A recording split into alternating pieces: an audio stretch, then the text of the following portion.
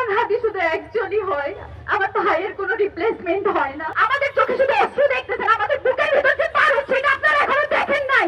এটা দেখার সাহস করেন না কেন? কালচারাল ফেসিজম যারা কায়েম করতেছেন আপনাদের সবার জন্য আমরা সারা জীবন শত্রু হয়ে থাকবো, এটা মাথায় রাখ। আমি আমার ভাইয়ের কোনো রিপ্লেসমেন্ট চাইও না, আমার ভাইকে আমি শুধু ফেরত চাই। আল্লাহর কাছে শুধু এইটুকু দোয়া করবেন, আল্লাহ যাতে আমাদেরকে উসমান হাদিকে যে স্বাধীনতা সার্বভৌমত্বের পক্ষে তিনি যেভাবে কথা বলতেন সেভাবে যাতে তাকে ফেরত দেয়। আর আপনাদের সবার উদ্দেশ্যে বলি, এখানে সকল রাজনৈতিক দল মত সবাই উপস্থিত আছেন। আপনারা গত 1 বছর ধরে আওয়ামী লীগ পালিয়ে যাওয়ার পরেও আপনারা যে কাজটা করতে পারেন নাই, আপনারা কালচারাল ফেসিজমকে অ্যাড্রেস করতে পারেন নাই। বাংলাদেশে একটা মানুষ, শুধুমাত্র একটা মানুষ পেরেছিল এবং আজকে সেটার প্রতিদান তাকে এইভাবে দিতে হচ্ছে। আপনারা যত সুশীলতা করছেন সেটার প্রতিদান আমার ভাইকে দিতে হচ্ছে। আপনারা যেভাবে মিডিয়াকে তথ্য সন্ত্রাসের মাধ্যমে বারবার যেভাবে ন্যারেটিভ উৎপাদন করছেন সেইটার পক্ষে যে আপনারা সম্মতি উৎপাদন করছেন সেইটার প্রতিদান আমার ভাইকে দিতে হচ্ছে। আমরা কিচ্ছু বলে যাচ্ছি না, আমরা জানি মিডিয়াতে কে কে উল্লাস করেছে। গত 2 দিন আমাদের চোখে শুধু অশ্রু দেখতেছেন, আমাদের বুকের ভিতর যে পার হচ্ছে এটা আপনারা এখনো দেখেন নাই। এটা দেখার সাহস করেন না কেন?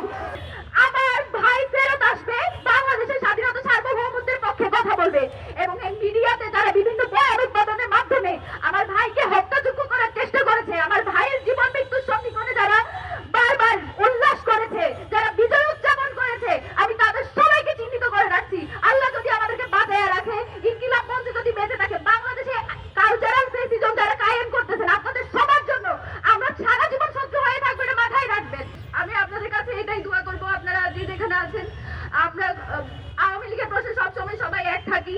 আমরা এইটুকু এক্সপেক্ট করি আপনারা ভোটের রাজনীতির জন্য প্লিজ আমাদের এই সব যে কয়টা মানুষ আছে, যে কয়টা মানুষ এখনো দেশের স্বাধীনতা সার্বভৌমত্বকে টিকায় রাখার জন্য যুদ্ধ করে যাচ্ছে, সেই কয়টা মানুষকে প্লিজ আপনারা বিসর্জন দিন না নিজেদের এই ঠুনকো ভোটের কারণে। বাংলাদেশের স্বার্থ আপনাদের এই ভোটের চেয়ে অনেক বেশি, আপনাদের নিজস্ব যে ব্যবসা বাণিজ্য সেসবের চেয়ে অনেক বেশি বাংলাদেশের স্বাধীনতা সার্বভৌমত্বের যে দাম সেটা প্লিজ আপনারা বিসর্জন দিবেন না, সেটা বিক্রি করে দিবেন না। বাংলাদেশের প্রশ্নে, স্বাধীনতা সার্বভৌমত্বের প্রশ্নে উসমান হাদি যেভাবে ভোকাল ছিল, আপনারা তার, আমি বিশ্বাস করি যে আমার ভাই ফেরত আসবে। আমার ভাই যতদিন আসবে না ততদিন পর্যন্ত আমরা রাজপথ ছাড়বো না। এবং আমাদের জাবের ভাই যেটা বলে গেলেন, উসমান হাদি যতদিন সুস্থ হবে না এই ঢাকা 8-এর আসনে আসার কারণে এবং তার যে বয়ানগুলো ছিল, তার যে কথাগুলো ছিল সেগুলোর কারণে আজকে তার এই অবস্থা।